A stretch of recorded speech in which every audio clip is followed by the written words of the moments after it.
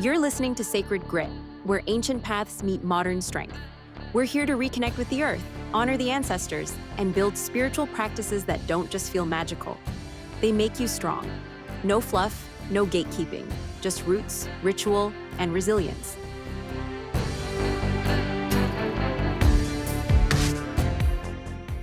Welcome back to Sacred Grit, where ancient paths meet modern strength. I'm Freya, and today we're embarking on a journey through time and nature as we explore the Wheel of the Year, a sacred cycle of seasonal festivals celebrated in many pagan traditions. Imagine the year as a great wheel, turning with the rhythms of the earth and the sun. This wheel is divided into 8 spokes, each representing a festival that marks a significant point in the natural cycle. These festivals, known as sabbats, are opportunities to align ourselves with the energies of the seasons, to honor the changing landscape, and to reflect on our own growth and transformation. The Wheel of the Year combines 4 solar events, the solstices and equinoxes, with 4 cross-quarter days that fall between them. Each festival carries its own themes, symbols, and traditions, rooted in ancient cultures and adapted by modern practitioners to fit contemporary life. In this episode, we'll delve into each of these festivals, exploring their meanings and how they can enrich our spiritual practice. Whether you're new to paganism or looking to deepen your connection to the natural world, understanding the Wheel of the Year offers a framework for living in harmony with the Earth's cycles. So grab a cup of tea, settle in, and let's turn the wheel together. So, Freya, we've touched on the concept of the Wheel of the Year in our introduction, but let's delve deeper. What exactly is the Wheel of the Year? How did you know to ask that question? It's almost like that is what this episode is about.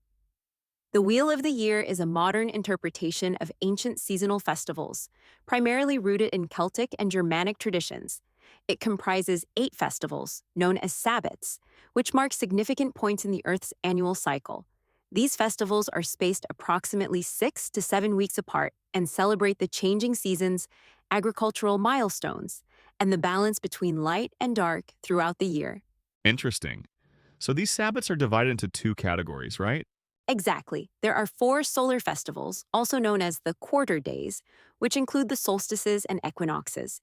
Yule, or the winter solstice, Ostara, spring equinox, Litha, summer solstice, and Mabon, or autumn equinox.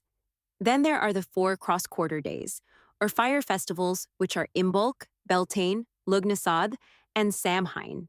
These fall between the solstices and equinoxes and are often associated with agricultural events like planting and harvesting. That's fascinating. It's like a spiritual calendar that aligns with nature's rhythms. Precisely. The Wheel of the Year serves as a framework for many modern pagans to connect with the Earth's cycles. Each festival offers an opportunity to reflect on the themes of the season, whether it's rebirth, growth, harvest, or rest. It's about living in harmony with nature and recognizing our place within its cycles. I appreciate how it provides structure to the year, encouraging mindfulness and intentional living. It's not just about celebrating the festivals, but also about understanding the deeper meanings behind them. And while the Wheel of the Year has its roots in specific cultural traditions, many modern practitioners adapt it to their own beliefs and environments. It's a flexible system that allows for personal interpretation and connection. That's the beauty of it. It's both ancient and adaptable, providing a path for spiritual growth that's deeply connected to the natural world. You know, Freya, I once tried to live without connecting to nature, but I found myself completely unrooted. Turns out when you leave nature behind, things tend to go downhill. Sounds like you were barking up the wrong tree, Ash. Maybe it's time to turn over a new leaf.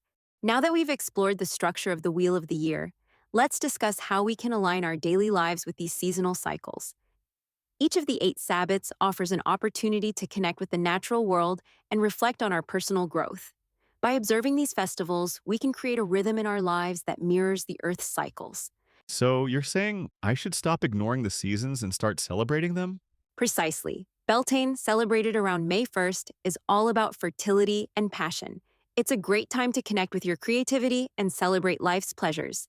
Litha, the summer solstice, marks the longest day of the year. We can honor the sun's energy by spending time outdoors, expressing gratitude and celebrating abundance. Sun's out, guns out? Exactly. Lughnasadh, in early August, is the first harvest festival. It's a time to acknowledge our achievements and share our blessings with others. Mabon, the autumn equinox, encourages us to find balance and express gratitude. We can reflect on the year's progress and prepare for the coming darkness. Pumpkin spice and spiritual insight. Well said. Samhain, at the end of October, is a time to honor our ancestors and embrace transformation. We can engage in rituals that connect us with the spirit world and release what no longer serves us. Finally, Yule, the winter solstice, invites us to rest and reflect. We can celebrate the return of the light and set intentions for the new year. So, by aligning with these cycles, we're not just celebrating holidays, we're living in harmony with nature. Exactly. By observing the wheel of the year, we create a spiritual practice that evolves with us, grounding us in the present and connecting us to the earth's rhythms. So, as we journey through the wheel of the year, it's essential to remember that our spiritual practices are not static. They are living, breathing aspects of our lives that grow and change as we do. When I first began observing the Sabbats, I felt compelled to follow every tradition to the letter.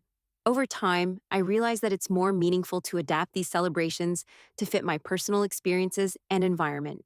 So, it's okay if my Beltane bonfire is just a candle on my balcony? Absolutely. The essence of these festivals lies in their symbolism and the intention behind them. Whether you're dancing around a maypole or simply acknowledging the turning of the season in your heart, both are valid expressions of your practice. It's also important to recognize that our connection to each Sabbat may vary from year to year. Life circumstances, personal growth, and even the climate can influence how we choose to celebrate. So, if I feel more connected to Samhain this year and less to Litha, that's perfectly normal? Our spiritual journey is deeply personal. Allowing ourselves the flexibility to engage with the wheel of the year in a way that resonates with us ensures that our practice remains authentic and fulfilling. Remember, the wheel is a guide, not a rulebook. It's there to inspire and support us, not to confine us. So, it's less about perfection and more about connection? Precisely. Embrace the ebb and flow of your spiritual practice. Celebrate the Sabbats in ways that feel right for you. And don't be afraid to let your practice evolve naturally over time. As we journey through the wheel of the year, integrating mindfulness and meditation into our daily lives can deepen our connection to each season's unique energy. By aligning our inner rhythms with the Earth's cycles, we cultivate a practice that is both grounding and transformative. So, it's like syncing our internal clocks with Mother Nature's calendar? Exactly, Ash. Let's explore how we can incorporate mindfulness and meditation throughout the year.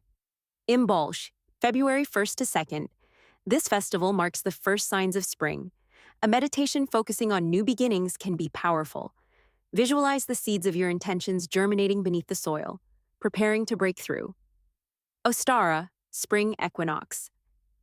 As day and night reach balance, meditate on equilibrium in your life.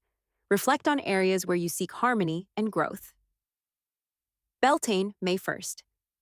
A celebration of fertility and passion. Engage in a moving meditation, like a mindful dance or walk, embracing the vitality of life. Litha, summer solstice. The sun is at its peak. Meditate outdoors, absorbing the warmth and light, expressing gratitude for abundance and clarity. Lugnasad, August 1st. The first harvest festival. Reflect on your achievements and the fruits of your labor. A gratitude meditation can be particularly meaningful. Mabon, autumn equinox. Another point of balance between light and dark. Meditate on letting go, preparing for the introspection of the coming months. Samhain, October 31st. A time to honor ancestors and embrace transformation. A guided meditation connecting with ancestral wisdom can be profound. Yule, winter solstice. The longest night of the year. Meditate in darkness, focusing on inner light and the promise of renewal. So, by tailoring our mindfulness practices to the seasons, we're not just observing the wheel of the year, we're living it. Precisely, this alignment fosters a deeper connection to nature and ourselves, enriching our spiritual journey. You know, Freya, I've been thinking, living in the city, it's easy to feel disconnected from nature. I mean, my idea of a harvest is snagging the last bag of fair trade coffee before it sells out. So, when a listener asked, how can I celebrate the wheel of the year when I'm surrounded by concrete and traffic? I felt that. Any thoughts? Absolutely, it's a common concern. While urban environments might lack sprawling forests or open fields, nature is still present. It's about tuning in to the subtle shifts and finding meaningful ways to honor the seasons. So, you're saying my balcony garden and the changing menu at my local cafe count? Exactly. Observing the blooming of city trees, the migration of birds, or even the seasonal produce at markets can be ways to connect. For instance, during Imbolc, you might light a candle to symbolize the returning light. At Ostara, consider planting herbs on your windowsill. Beltane could be celebrated by creating art or writing poetry that honors growth and passion. I like that. So it's less about grand rituals and more about intentional moments. It's about aligning your inner rhythm with the Earth's cycles, even amidst urban life. Simple acts like journaling reflections during Mabon or setting intentions at Yule can be profound. The key is mindfulness and making space for these practices in your daily routine. Got it. So even if my nature walk is just a stroll through the park, it still counts? Absolutely. Every effort to connect, no matter how small, enriches your spiritual journey. The Wheel of the Year is about embracing change and finding balance, regardless of your surroundings. Well, Freya, after exploring the Wheel of the Year, I must say, my calendar has never felt so alive. I used to mark time by coffee shop seasonal menus, but now I'm syncing with solstices and equinoxes. Who knew that nature's calendar could be more fulfilling than a pumpkin spice latte release date?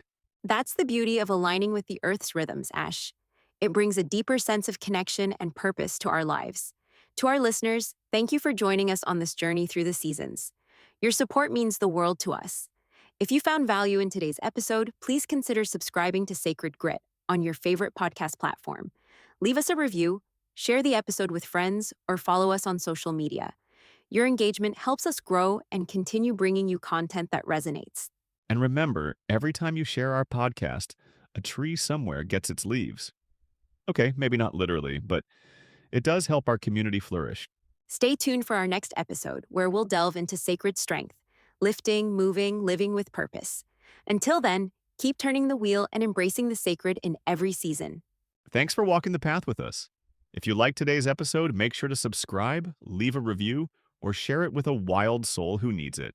And remember, whether you're lighting a candle or lifting a sword, grow Grow deep, deep, stand stand strong, strong, stay stay sacred. sacred.